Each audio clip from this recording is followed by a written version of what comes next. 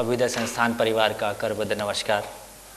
छत्तीसगढ़ की सारी शिक्षा आपके हवाले है और हम लोग आपके हवाले।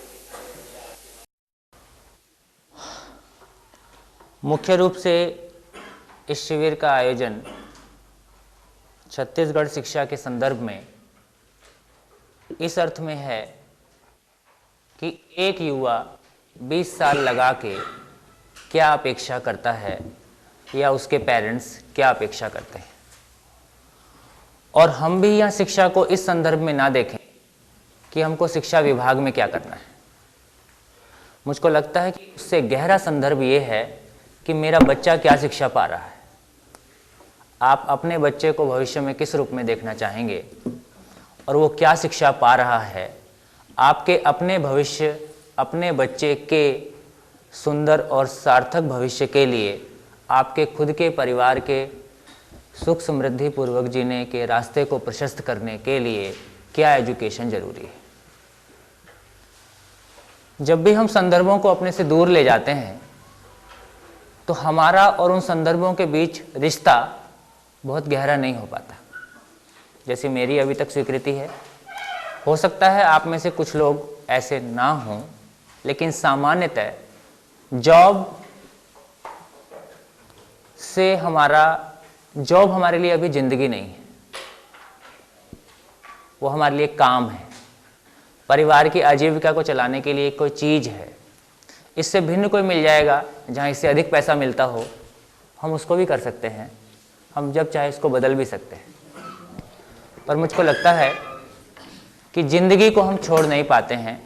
हम कहीं भी हों, कैसे भी हों, हमारे बहुत क्लोज मित्र, हमारा परिवार, हमारे बच्चे, वो हमेशा हमारे साथ हैं, हम किसी भी जॉब में हों। संयोगवश आप एक ऐसी जॉब करते हैं जिसका ज़िंदगी होना, जो ज़िंदगी ही है, जो जॉब नहीं है।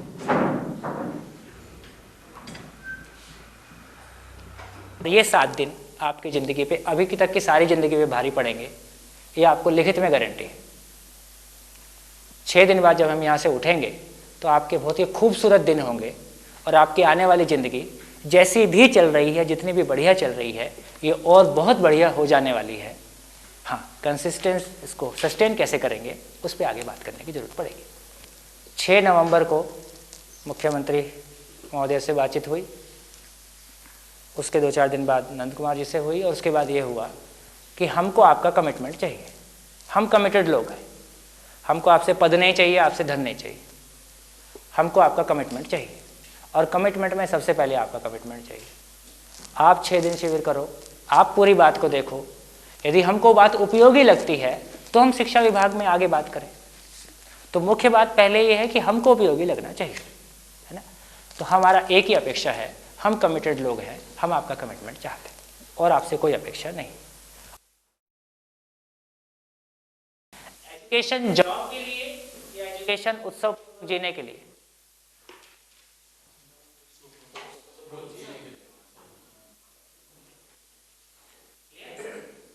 फिर से कहने की जरूरत नहीं है। एजुकेशन उत्सव पूर्वक जीने के लिए, क्योंकि मैं मेरी जिंदगी का 20 साल,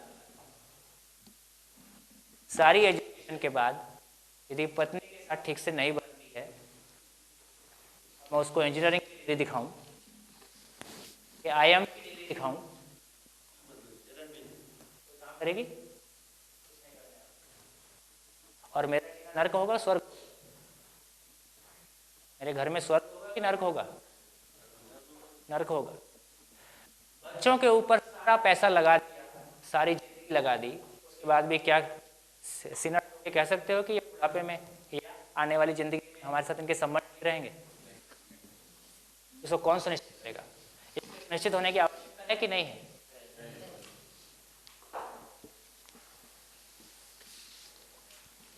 क्योंकि मैं मेरा 20 साल लगाता हूं, और इसलिए लगाता हूं कि मेरी जिंदगी नरकपूर्ण हो या उत्सवपूर्ण हो? उत्सवपूर्ण। तो जब हम कहते हैं कि जीने के लिए शिक्षा,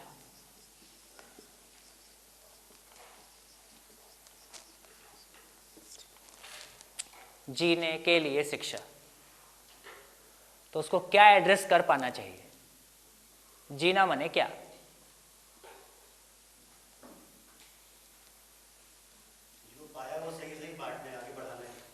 क्या पाया? जो सीखा, जो पढ़ा, जो जीवन में आपने गेन किया। आप अभी फिलहाल क्या कर रहे हैं? अभी तो डीपीसी हूँ सर, जस्ट 2 महीने पहले प्रमोट हुआ हूँ। इसके पहले मैं बेसिक स्कूल में पढ़ाता था। मुझको शिक्षा के बारे में ज़्यादा कहने की ज़रूरत नहीं है ना। 49% लोग ये मानते हैं, वो इसलिए नहीं पढ़ते हैं कि शिक्षा उनको अपनी ज़िंदगी में काम की नहीं लगती है। ऐसा आंकड़ा मुझको SCERT में बताया गया। ठीक, अभी इसके बारे में और मैं भी ज़्यादा गहरा में नहीं जाता हूँ, लेकिन जीने के लिए शिक्षा का स्वरूप क्या होगा, हम जीना किसको कहेंगे, उसको मोटे मोटे अभी 4 पॉइंट्स में कह देता हूँ। क्या कि मैं कह रहा हूँ कि आखिर हम पहुँचना, शिक्षा के माध्यम से हम पहुँचना कहाँ चाहते हैं। एक मोटी बात कह देता हूँ। नंबर 1, हर आदमी स्वस्थ रहना चाहता है। चाहता है? इसमें कोई ऑप्शन? कोई ऑप्शन नहीं। स्वस्थ रहना मेरी आवश्यकता है। दूसरा, हर आदमी समृद्धि पूर्वक जीना चाहता है। समृद्धि मीन्स है वेल्थ वाइज। कितना करोड़ होने से समृद्ध हो गए? है उसकी संतुष्टि कितना करोड़ होने से संतुष्टि होगी? अनलिमिटेड। और धरती पे लिमिटेड है कि अनलिमिटेड है? लिमिटेड है। धरती पे उपलब्ध साधन लिमिटेड है कि अनलिमिटेड है? अनलिमिटेड। धरती का डायमीटर लिमिटेड है 12,800 किलोमीटर। तो धरती पे सब कुछ लिमिटेड हो गया, और एक आदमी को अनलिमिटेड चाहिए। अब काम मंगल से लाएं, बुध से लाएं, तो समृद्धि को डिफाइन करना पड़ेगा। तो एक शब्द है गरीबी, एक शब्द है अमीरी, एक शब्द है समृद्धि।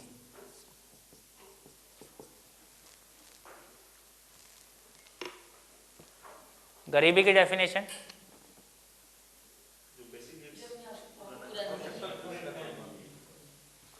गरीबी का मतलब है साधन विहीन, दुखी, दरिद्र। जो भी मैं लिखूंगा उसको आप स्वीकारें, ऐसा मैं नहीं अपेक्षा करता हूं। कहीं भी आपको लगता है कि कुछ और होना चाहिए, हम चर्चा कर सकते हैं। साधन विहीन, दुखी जो शब्द है, वो गरीबी का जो समृद्ध है वो भी दुखी हो सकता है। दुखी शब्द पे करते तीनों को देख लेते हैं, क्योंकि हम सारी चर्चा किसी रेफरेंस में करते हैं। साधन, अमीरी क्या है? साधन संपन्न, दुखी दरिद्र। अमीर कैसा है? साधन संपन्न है पर दुखी दरिद्र है। क्यों? 99 का फेर है ना। क्योंकि पड़ोसी की गाड़ी और पड़ोसन की साड़ी लगातार तंग करती है। हमेशा कंपैरिजन से छोटा बड़ा, और उसके आधार पे हमेशा अपनी गरीबी बने रहना। संपन्न भी उसको खुद को नहीं लगता है, दूसरे लोग को देख के लगता है कि ये संपन्न है, वो तो खुद को गरीब ही मानता है ना। समृद्ध का मतलब है साधन संपन्न, सुखी, समृद्ध। या समृद्धि को दूसरे शब्दों में कहा,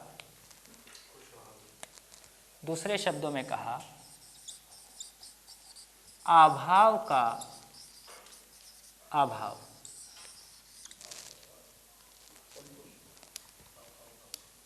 अभाव का भाव कैसा है?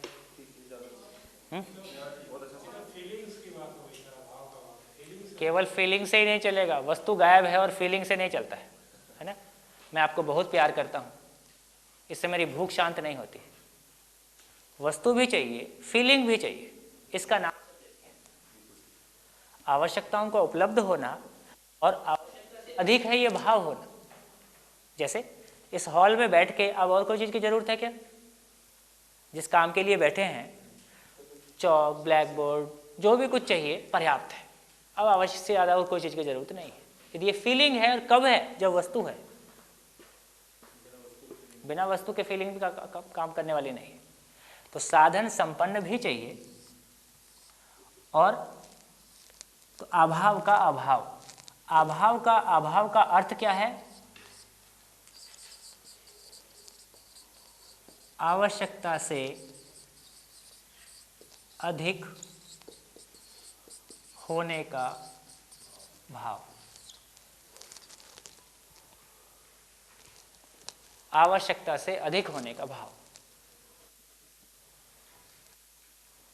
जितनी मेरी ज़रूरत है उससे ज़्यादा मेरे पास है। जैसे पूरे शिविर में मेरे को कितने पेन की ज़रूरत है? 2, 3, 5 पेन रखा है, 2 पेन एक्स्ट्रा रखा है। कितना हो गया? आवश्यकता से अधिक हो गया। आपका मोबाइल आप 24 घंटे कितनी देर इस्तेमाल करते हो? 24 घंटे में कितने घंटे इस्तेमाल करते हो? आधा घंटा, 1 घंटा, 23 घंटा आवश्यकता से अधिक। कितने कपड़े घर में रखें और कितना पहनते हैं? आवश्यकता से बहुत अधिक। तो सामान तो अभी भी आवश्यकता से बहुत अधिक है, फीलिंग का मामला गायब है। उसको धीरे धीरे समझेंगे। पर समृद्धि स्पष्ट हुआ? समृद्धि स्पष्ट हुआ? समृद्धि मेरी आवश्यकता है। कोई ऑप्शन है इसमें? समृद्धि हमारी आवश्यकता है। स्वस्थ रहना मेरी आवश्यकता है। समृद्धि पूर्वक जीना मेरी आवश्यकता है, या हमेशा मानसिक रूप से गरीबी को महसूस करूं? है ना? तीसरा,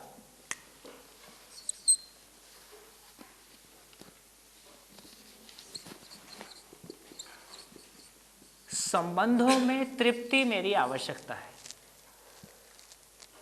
परिवार में और वर्क प्लेस में मैं चाहे उत्पादन गतिविधियों के साथ में जीऊँ, ऑफिस में हूँ, चाहे घर में हूँ या ट्रेन में हूँ, कहीं भी हूँ, मानव का मानव के साथ सम्मानजनक ढंग से जी पाना, तृप्तिपूर्वक जी पाना मेरी आवश्यकता है। आवश्यकता है कि कोई ऑप्शन है? आवश्यकता है, कोई ऑप्शन नहीं। ये मेरी आवश्यकता है, और ये तृप्ति बनी रहे। हम समृद्धि पूर्वक जी सकें। समृद्धि पूर्वक कब जी पाएंगे? सारी वस्तुएं तो हम उत्पादन नहीं करते हैं, कोई दूसरा उत्पादन भी करता है। तो यदि वस्तुओं के आदान प्रदान में शोषण होता है तो क्या मैं समृद्धि पूर्वक जी पाऊंगा? और संबंधों में, मेरे लड़के की शादी तो घर में करूंगा नहीं। हम शादी कहाँ करते हैं? खून के रिश्ते के बाहर, गोत्र के बाहर। और यदि वो सैंपल समझदार नहीं है, ठीक नहीं है, तो अपना घर कैसा होने वाला है? हो गया काम। तो इसलिए मेरे एक परिवार के समृद्धि पूर्वक जीने के लिए और संबंधों में तृप्ति पूर्वक जीने के लिए समाज में सब कुछ ठीक हो, ये मेरी आवश्यकता है कि ऑप्शन है? ये तो तय नहीं ना, किस लड़के से मेरी शादी, किस लड़की से मेरे लड़के की शादी होगी कल, ये तय नहीं है। तो इसका मतलब है कि समाज में सभी लड़कियां समझदार हों, तब ये सुनिश्चित होता है कि मेरा घर में क्लेश नहीं होगा। सारी चीजें मैं उत्पादन नहीं करता हूं, और यदि चीजों के उपलब्धि में बाजार में शोषण है तो मेरा शोषित होना अनिवार्य है। तो सब कुछ ठीक हो, इसलिए व्यवस्था में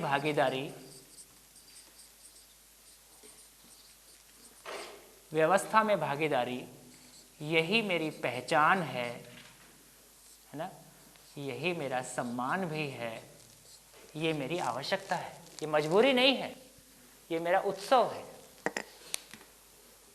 ऐसा करके मैं अपनी सार्थक पहचान को पाता हूं।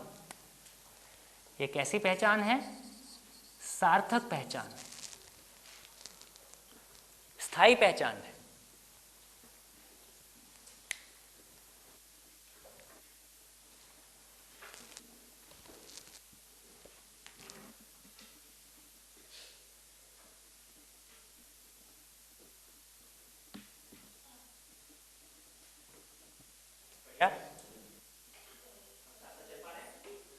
हाँ जी, क्या इससे अधिक कुछ और चाहिए?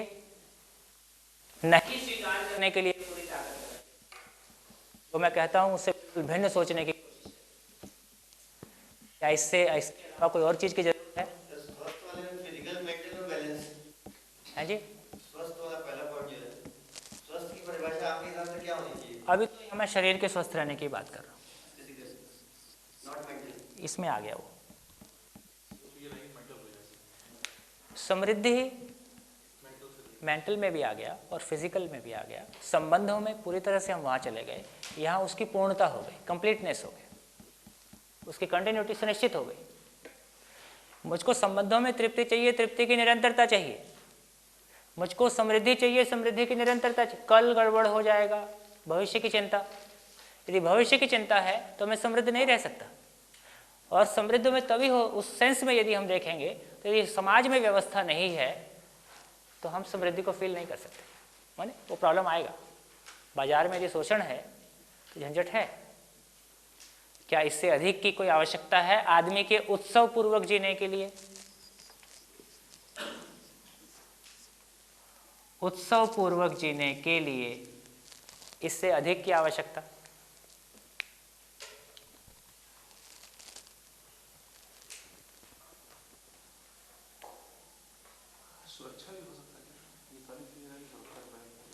सुरक्षा वही है जहाँ ये नहीं हो रहा है, व्यवस्था नहीं है वहाँ असुरक्षित। यदि व्यवस्था है तो सब सुरक्षित।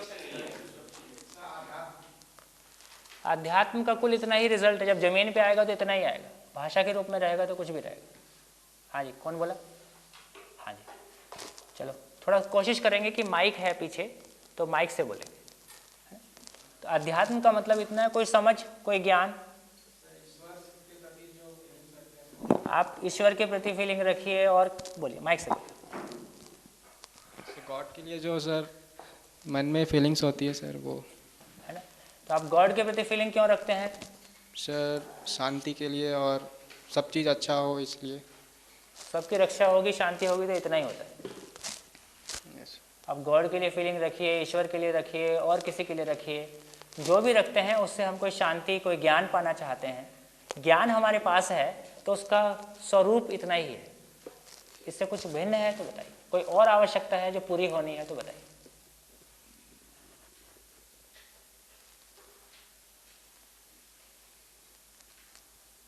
इन चार के अलावा उत्सव पूर्वक जीने के लिए कोई और आवश्यकता हो तो बताइए।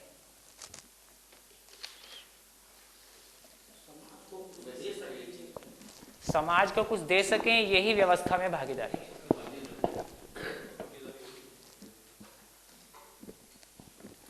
हाँ जी, बाजार की समझ भी कहीं ना कहीं आना चाहिए। यही व्यवस्था में भागीदारी है। पूंजीपति की बात है। यही व्यवस्था को समझना है। और व्यवस्था में भागीदारी व्यवस्था को समझ के होगी कि बिना समझे होगी?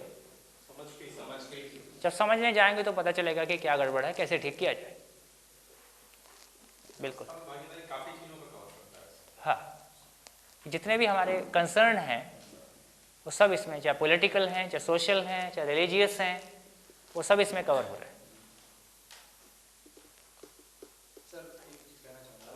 इनफ्लो आउटफ्लो का बैलेंस, वो कमाता 10 रुपए, खर्चा उसके 100 रुपए। समृद्धि पूर्वक जी, उसके कारण बेचारा उसका ईगो सेट नहीं हो पाता।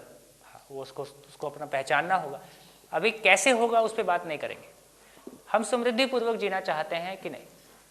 समृद्धि पूर्वक जी सकें, यदि जीना बन गया तो ये प्रॉब्लम नहीं रहेगा। 4 स्टेप्स में आपने बताया जीवन के लिए शिक्षा की आवश्यकता, या ये आवश्यकता है मानव की, लेकिन अल्टीमेट गोल तो शांति हो। ये सब सुनिश्चित हो गया तो शांति हो। लेकिन मैं ये भी कहना चाहता हूँ जो समृद्ध नहीं है और समाज में जिसकी भागीदारी नहीं होती है, वो भी शांति बहुत बखूबी अनुभव करता है। एक आपसे बहुत विनम्र अनुरोध है, जब भी आप रेफरेंसेस में बात करते हैं तो हम कहीं ठोस धरातल पे होते नहीं हैं। आप अपने भीतर भर महसूस कर, यदि आप प्रमाण हो किसी बात का तो आप अपने भीतर के लिए हो। वो शांति महसूस किया कि नहीं किया, इसका हमारे पास कोई प्रमाण नहीं है, हमको लगता है कि ऐसा होता है, है ना। तो एक आपसे विनम्र अनुरोध है, मैं किसी शास्त्र को, किसी व्यक्ति को, किसी रेफरेंस को बीच में नहीं लाऊंगा। आप भी जो कुछ कहेंगे अपने अधिकार पे कहेंगे, कोई तीसरे आदमी की चर्चा यहाँ नहीं है। शुद्ध रूप से आप अपने बारे में कहिए। तो हम बिल्कुल ठोस धरातल पे बात कर पाएंगे, है ना। तो क्या किसी के शरीर स्वस्थ ना हो शांति में रहेगा? भौतिक वस्तुओं का अभाव महसूस करता हो, क्या शांति में रहेगा? संबंधों में तृप्ति नहीं है, क्या शांति में रहेगा? और व्यवस्था ठीक नहीं है, कब क्या भंग हो जाए कुछ नहीं कह सकते। हाँ जी, और कुछ आगे चलो। हाँ जी, अध्यात्म का जो विषय है हाँ जी, वो कहीं न कहीं आपके इन 4 बिंदुओं में बाधा डाल रहा है, ऐसा मेरा व्यक्तिगत तौर पे मानना है। नहीं बताइए ना कैसे डाल रहे हैं? क्योंकि अध्यात्म इन सारी चीज़ों से उठकर अलग चीज़ है। हम भौतिक संसाधनों के आधार पर अगर सोचें तो इन बिंदुओं पर बातें आ सकती हैं, परंतु ऋषि मुनि से लेके महात्मा हुए हैं, उन्होंने अभाव में रह करके भी जो है प्रसन्नता पाई है और समाज को एक दिशा दी है। वो अभाव में थे ऐसा आपको लगता है? वो अभाव में नहीं थे। देखिए, अभाव का मतलब यही है कि समृद्धि में भी अगर आप देख रहे हैं तो बेसिक रहने को, सोने, पहनने, ओढ़ने, आड़ने को सारी चीजें ठीक ठाक रहे, मैं भोजन की स्थिति समृद्धि रहे। पूर्वक जी रहा हूँ, इसको मैं तय करूंगा कि आप तय करेंगे, है ना। कैसा हो गया? आप जितने में रहते हैं वो आपके लिए मिनिमम हो जाता है, और मेरे पास उतना नहीं है तो आपको लगता है कि मैं गरीबी में जी रहा हूँ, जबकि मैं जितने में जी रहा हूँ वो मेरी आवश्यकता से अधिक है। तो जिनको हम ऋषि मुनि कहते हैं और जो रेफरेंस हम कोट कर रहे हैं, उनके बारे में हमको लगता है कि इनके पास एसी नहीं है, इनके पास साधन नहीं है। नहीं, समृद्धि की जो परिभाषा अभी तक के प्रमाणित होने की स्थिति जो दिख रही है, हाँ। उस दृष्टिकोण से मैं कह रहा हूँ। हाँ। एक मिनिमम रिक्वायरमेंट की स्थिति की, खाने के लिए भोजन की मिनिमम स्थिति रहे। रिक्वायरमेंट का तरीका अभी वही मैं, या तो देखिए फिर से उसी बात को, पर मर्यादा को बनाए रखें कि रेफरेंस को अपने भीतर लाएं। जब भी बाहर ले जाएंगे वो फैल जाता है, तो आप अपने भीतर डालें। हाँ, मेरे लिए पहले अपने लिए कहें कि ये मेरे लिए यही है कि नहीं है, अपने को ही रोल मॉडल बनाएं। तो मैं उत्सव पूर्वक जीना चाहता हूँ, मेरा बच्चा उत्सव पूर्वक जीना चाहेगा। जितने बच्चे आपके यहाँ पढ़ते हैं सब आपके बच्चे जैसे ही हैं, है ना। तो क्या इतने की, इससे अधिक की कोई आवश्यकता है क्या? यदि मैं आपके क्वेश्चन पे बात कहूँ तो आध्यात्मिकता से आपको ज्ञान मिलता है, इतना ही तो बात है। वो ज्ञान यदि जमीन पे आएगा तो किस रूप में आएगा? इसी रूप में आएगा। अपने भीतर होगा तो किस रूप में होगा, है ना। हम उसका प्रैक्टिसेबल जो उसका एक्सप्रेशन होगा वो संबंधों में तृप्ति के रूप में होगा। जब हम जीने की बात करेंगे तो ऐसा फैलता है। आपके भीतर कोई स्थिति है, बहुत अच्छी बात है, आपके भीतर कोई आध्यात्मिक स्थिति है, लेकिन मेरे को उसका पता कैसे चलता है? आपके व्यवहार से, आपके जीने से, आपके क्रियाकलाप से। तो क्रियाकलाप क्या होगा? या तो व्यवहार में जीने की बात होगी, या उत्पादन होगा, या व्यवस्था में भागीदारी होगी। आध्यात्मिकता का एक्सप्रेशन अंततः इस रूप में आएगा, नहीं तो उसी के पास सीमित रहेगा, होगी कोई अनुभूति है। हाँ जी, जीने के लिए शिक्षा, उत्सव पूर्वक जीने के लिए शिक्षा, मुझे लगता है जो जैसा आपने कहा कि मेरे रेफरेंस पे, हाँ। कि स्वयं को जानना भी एक शिक्षा का उत्सव पूर्वक जीने के अंदर समाहित किया जा सकता। स्वयं को जानना जो वेदों का भी सार रहा है शायद, और जो रेफरेंस की हम बात कर रहे हैं, सारा स्वयं को जानने का प्रमाण मेरी जिंदगी में क्या होगा कि मेरा शरीर स्वस्थ रहे, मैं समृद्धि पूर्वक जी सकूं, मैं हूं मैं कौन, संबंधों में जी सकूं, एक मैं हूं, उसको जानने के बाद ही ये पूरा होने वाला है, उसके में होने वाला नहीं है। तो आप कैसे होगा की बात कर रहे हैं। एक जो पुराने, मैंने शुरू किया कि मानव संसाधन नहीं है, तो मानव क्या है? एग्जैक्टली उसी दिशा में ये क्वेश्चन मैं क्या है, मानव क्या है, ये पता चले बिना क्या ये पूरा होने वाला है? जो अहम ब्रह्मास्मि या बाकी जो कॉन्सेप्ट जो उसके प्रोसेस में अपन नहीं जाते। हम तो बहुत फ्लैट क्वेश्चन कह रहे हैं कि मानव एज ए एग्जिस्टेंशियल रियलिटी क्या वास्तविकता है। ये पेन एक वास्तविकता है। अंतिम दिवस अपन इस पे चर्चा करने की चीजें हो जाए। हाँ, नहीं उसमें कोई दिक्कत शुरुआत नहीं है। भी हो सकता है, अभी हम इस पे शुरुआत, इट्स वेरी इंटरेस्टिंग, बहुत ही अच्छा विषय, विस्तार में नहीं जाएंगे, जी, लेकिन आपसे का आश्वासन है, इस अनुसंधान का आश्वासन है कि आपके पास पूछने के लिए क्वेश्चन नहीं बचेगा। और इन 7 दिनों में आप इस विश्वास के साथ में खड़े होंगे। जितने प्रश्न आपके मन में आते हैं, दिन और रात सोते और जगते हुए, अपने कॉपी के बैक साइड में लिखते जाइए। जब भी प्रश्न उठ जाए, इन 7 दिनों में आप पूछेंगे तो भी, नहीं पूछेंगे तो भी, उसमें अधिकांश उत्तरित हो जाने वाले हैं। जो बचेगा उसके प्रति आपका विश्वास आ जाएगा कि हाँ, इनका उत्तर मेरे भीतर है और मैं खोज लूँगा, आवश्यकता पड़ेगी तो बात कर लेंगे। तो इस अनुसंधान का यह आश्वासन है कि आपके पास पूछने के लिए क्वेश्चन नहीं बचेगा। तो दुनिया जहान का जितना फैलाव है वो हमारा चर्चा का मुद्दा है, वो हमारी चर्चा की विषय वस्तु है, जिस भाषा में अभी हम कहते हैं, है ना। और ये ठीक है कि कुछ प्रश्न आप जब कहेंगे तो मैं कह दूंगा कि ये कल आने वाला है, कुछ प्रश्नों पे तुरंत बात करेंगे। तो जैसे जैसे हम आगे बढ़ेंगे सारी बात हम करेंगे। यदि आदमी पे बात करनी है तो टोटलिटी पे बात करनी है, समग्र पे बात करनी ही होगी, कुछ भी इस बोर्ड के बाहर नहीं। यस, कुछ चीज़ें जैसे सेल्फ रियलाइजेशन एक सब कुछ इसी वर्ड है, बात करेंगे।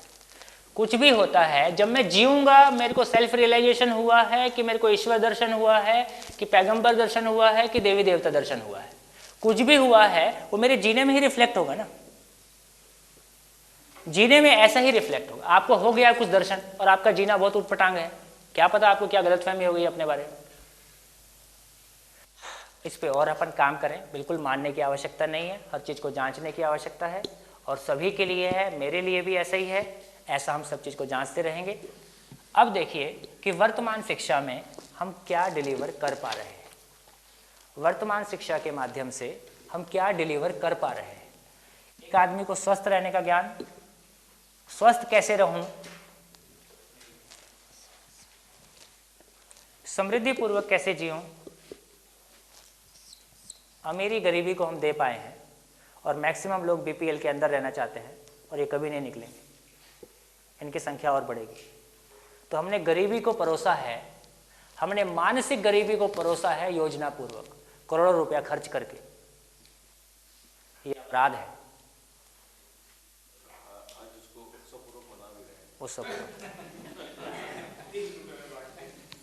अपराध है। एक आदमी का पैसा छीन लिया वो कोई बहुत बड़ा नुकसान नहीं है, एक आदमी के जीने का आत्मविश्वास छीन लिया ज़्यादा बड़ा नुकसान है। तो कहीं हमने लोगों से उनके जीने का विश्वास भी छीन लिया। संबंधों में तृप्ति, अव्यवस्था में भरपूर भागीदारी, नीचे से लेकर ऊपर तक चेन है।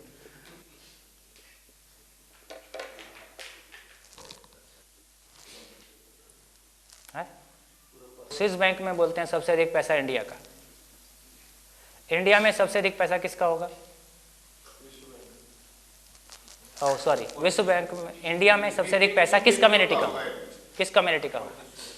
है ब्यूरोक्रेट्स का।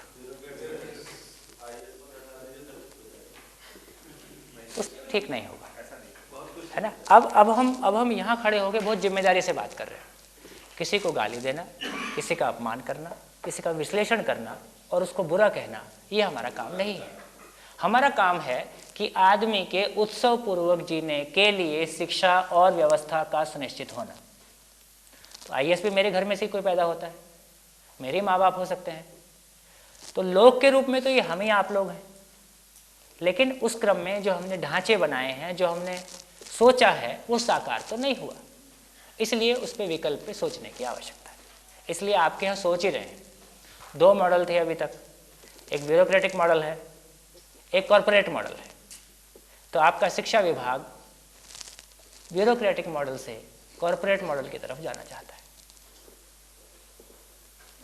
मानव संसाधन प्रबंधन नीति का इतना ही मतलब है। अंततः ना हम पहले हम क्या मान के चल रहे थे, हमारे संविधान में लिखा है कि आदमी गलती करेगा ही, इसलिए उसको डिसिप्लिन्ड रखना है, अनुशासित रखना है, और उसमें हमसे कोई गलती हो ही सकती है, इसलिए वो अपील कर सकता है। ऐसा तरीका है। कॉरपोरेट में क्या मानते हैं? आदमी पैसा पैदा करने की मशीन है, जितना उसको लालच देंगे, इंसेंटिव, लालच, जितना उसको लालच देंगे उतना वो और काम करेगा। इस तरह से उसका अधिकतम शोषण किया जा सकता है। ना उसके पास बीवी के लिए समय है, ना उसके पास बच्चों के लिए समय है। उनके बीवी बच्चे भी ऑफिस में आके उनसे मिल लें ताकि कंपनी का काम सफ़र ना करे। ऐसी बहुत सारी अप्रोचेस हैं।